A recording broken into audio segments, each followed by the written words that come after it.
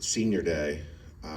It's a changing tradition now because you don't get what you used to get in terms of guys that have been here 4 or 5 years or whatever. But as a coach, what does Senior Day mean to you? Getting to see these guys kind of walk and do that stuff.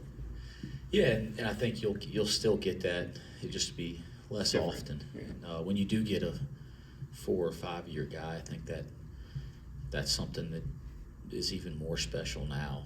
And I think we all have to celebrate that. But I think it's an opportunity to recognize guys that'll put the jersey on for the last time and in this arena and celebrate the end of a college career. So I think there still is value and meaning to it. And we'll still take it very seriously and honor those guys.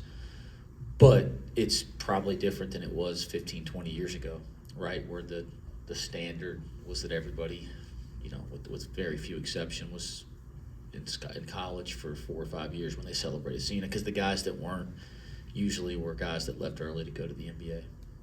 What were your takeaways from the Houston loss? Obviously, another single-digit outing. You guys fought hard with them again, but just short once again this year. Yeah, I wasn't disappointed in our guys' play. I thought we played with a lot of fight and a lot of edge. I thought we were prepared. I thought the guys played aggressively. The 6 turnovers in the first half between Dan and Seamus, if I'm being picky, that was a negative, but they were aggressive They weren't like casual turnovers. They were aggressive turnovers. So I thought other than that, we took care of the ball against a team that generates turnovers at a high level pretty well. I thought we out-rebounded them. I thought there was a lot of really good stuff. Day-Day's foul trouble was really frustrating. Not because I felt like Day-Day played with a lack of discipline or committed silly fouls, because it didn't feel, like he should be in foul trouble, and it certainly didn't feel like that after watching the tape. So I thought that was frustrating, especially because in that game, the 2 guards breaking them down is really important, and we're plus 11 in Day-Day's minutes. So that was, I thought that had an effect on the game being a closer game in the last possession or two. But those are my thoughts. I think we got to regroup, and we were disappointed with the outcome for sure. So we got to regroup and get ready for another big game. I think last year for Senior Day, you said if a player has any eligibility left, he's not walking. Is that the plan again this year? Yeah, I think as things continue to evolve, we'll continue to adjust. My feelings on the nature of our sport, or the norms in our sport, change at such a rapid level now. We'll adjust when it makes sense. But yeah, like Day-Day and Connor will not be out there tomorrow, because the hope is that they'll be back in fifth, third, playing basketball again. Again, we're not going to get into the semantics because it's different than the old days. I think they both want to be back here, but there's a lot more that goes into for both of them. Connor's got to work through a waiver, so we're not going to get into all that right now, because we got to focus on winning games. But that is why they will not be out there celebrating, because there's basketball left for those guys to play. If this is the last time you see Seamus or Aziz play, just your thoughts on having them as Bearcats. Well, I hope I see him play. We got. Well, beyond in fifth, third. Wednesday. In fifth, third. Oh, right, you're right. Yeah. Okay. I was like, this isn't the last game of the year, at least, unless you know about some global pandemic that's going to break out again. Easy. I'm like, Scott's on the beat, man. He might know something going on in another country. If I knew anything, I wouldn't be sitting here. Yeah. No, I think that the transition from the American to the Big 12 has been a awesome transition. It's been awesome. I think this department, this university, this community belongs in a power league. And so, but it's been a real transition for every sport here, for the whole department. And I think of guys like Seamoss and Aziz, as guys that have been crucial to our ability to manage the transition, and I think sometimes people don't realize how significant of a jump it is from the American to the Big 12. And, certainly like up to this point, there's some results we're disappointed in, but there's some stuff that's been pretty good too. And it certainly could have been a lot worse. And it's not been worse because of guys like Seamoss and Aziz. And they've been able to walk through the door and compete at that level night in and night out. And that's been incredibly important up to now. And the neat thing is, and I always say this with senior night, you can't do too much reflecting because we're not done yet. So you appreciate them, you honor them, you do the more of the reflecting when the season ends. But those guys have meant a lot to this program and this university. Did you cry on your senior night? I can't remember, quite frankly. You did.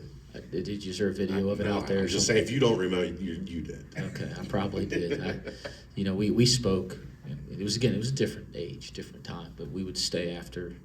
There was a tradition, and you'd speak, and I remember speaking, but I'm sure that I did. Yeah, I don't remember. Kansas State, how Coleman Hawkins hasn't played in the last couple games, unknown whether he'll be available tomorrow night or not. How different are they with him out of the lineup, because he's a guy that impacts so many different areas of the game? Very different. Maybe not in scheme and style of play, but just he's such a unique player. He's one of the most unique players in college basketball. I mean, feels like he's 7 foot in person. He's got tremendous positional size and length, and he's an incredible passer and facilitator. And they do a lot of really, really interesting things to put him in passing and playmaking situations, whether it's through the post or out on the floor. And I think that their whole team benefits from that.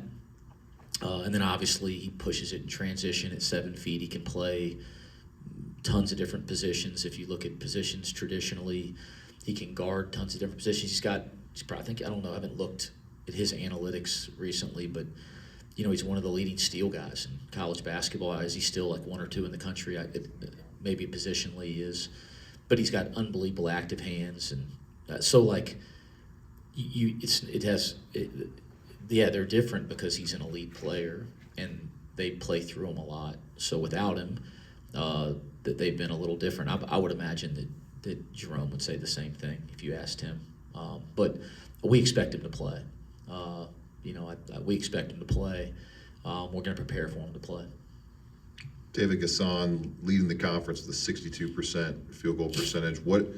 What does he do so well on the inside, obviously, to put centers and opposing big men in tough spots offensively? He runs the rim really well first. So you think about field goal, you see he gets a lot of easy baskets.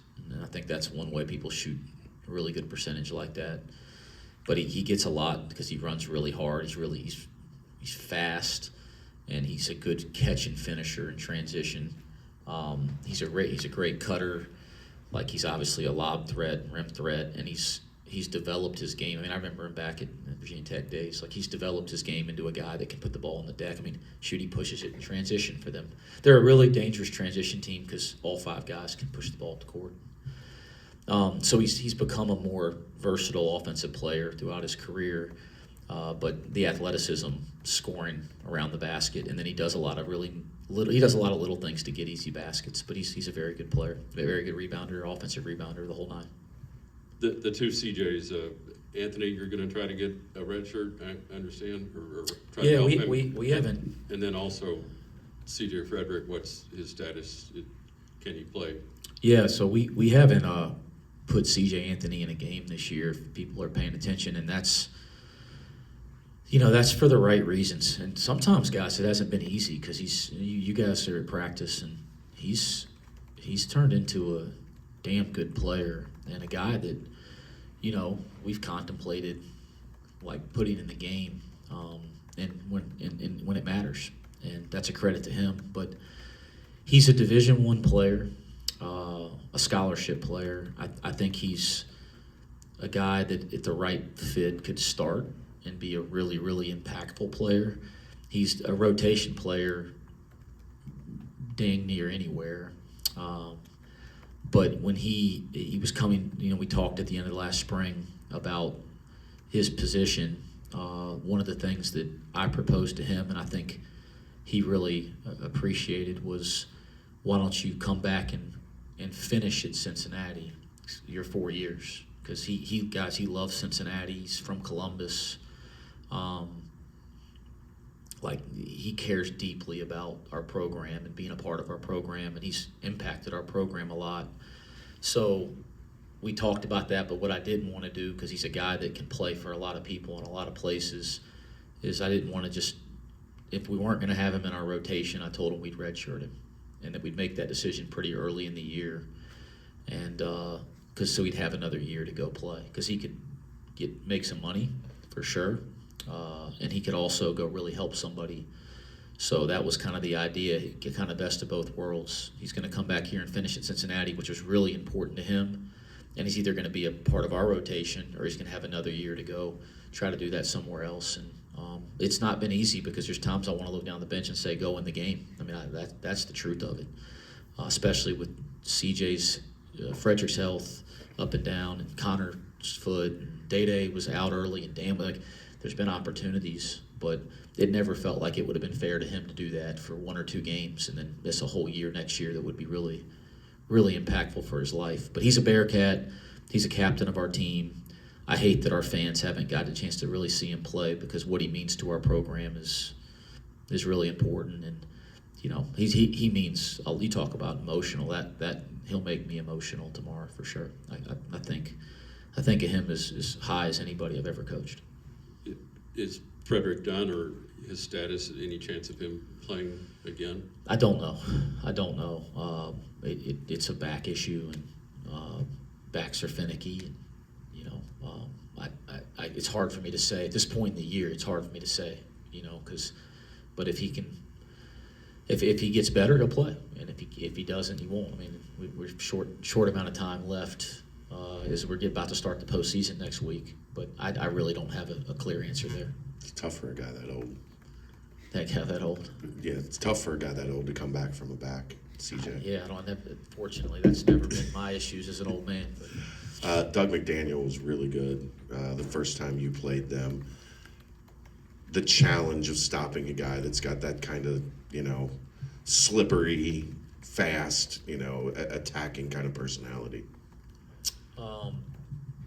He was good the first time we played him, and he's been pretty damn good. A lot of points throughout the conference season. And I think Day had a really good answer. I think Scott asked a question, I don't know, a couple weeks ago in a press conference about guarding somebody in our league, and Day said everybody's good in our league. We guard a lot of really good players. It'd be the same thing I'd say about Doug. We guard great guards every night. He's another example of that, and certainly with his shiftiness, and he shoots it and creates for others. He's another guy, but there's a long list of those guys in the Big 12. 2 more. How hard is it to prepare for a team as streaky as Kansas State? Because they had 6-game losing streak and then 6-game winning streak to beat Iowa State on the road. Do you kind of have to look at it as each player, or do you look at it as the whole team, and how hard is that? Yeah, I think you'll hate the answer, Keegan, but everybody's hard to prepare for, right? And everybody's difficult to prepare for different reasons in this league. There's not an easy game in the Big 12. That's been proven all year long for anybody. So everybody has different reasons they're difficult to prepare for. Kansas State's are different than Houston's were, but yeah, there's certainly challenges preparing for them, and sometimes figuring out the way that they're going to attack you, or vice versa, because of maybe Hawkins' injury, or they'll change defenses game to game. I think that's one of the things that they present, but everybody has different challenges, and they certainly have a bunch of them like everybody else. When you're setting up a game plan, obviously with how fast-paced it is and wanting to maximize your time as much as possible, do you have is there an outline that you go to? Does it change? Is it fluid game to game? Is there a set process that you stick with, or is it just million miles an hour and you gotta change it game to game. You want to come up and spend a couple days? That'd be a good story.